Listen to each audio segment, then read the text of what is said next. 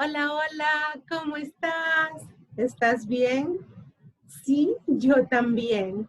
Hoy tú y yo vamos a cantar una canción de los colores. ¿Tú sabes los colores? Sí.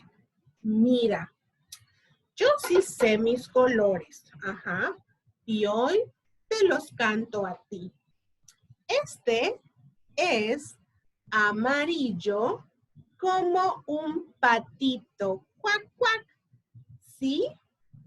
Este es rojo como la manzana. Mm.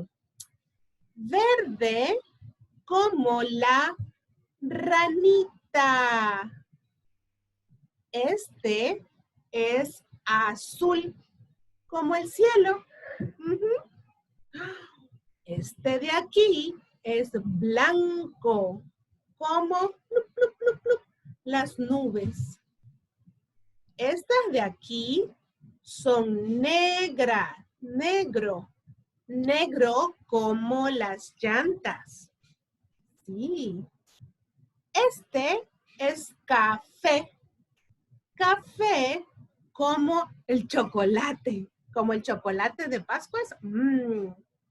Y este es color rosado, como un flamingo. Sí. Ahora tú y yo vamos a cantar. ¿Listo?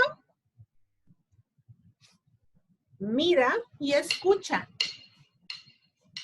Yo sí sé mis colores, yo sí sé mis colores, yo sí sé mis colores y hoy te los canto a ti.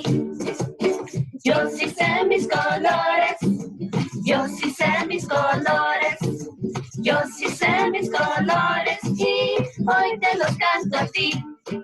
Amarillo como un patito, rojo como la manzana, verde como la ranita y azul como el cielo. Yo sí sé mis colores, yo sí sé mis colores, yo sí sé mis colores y hoy te los canto a ti. Blanco como las nubes, negro como las llantas, café como el chocolate y rosado como el flamingo. Yo sí sé mis colores, yo sí sé mis colores, yo sí sé mis colores y hoy te los canto a ti. Yo sí sé mis colores y tú también. Muy bien.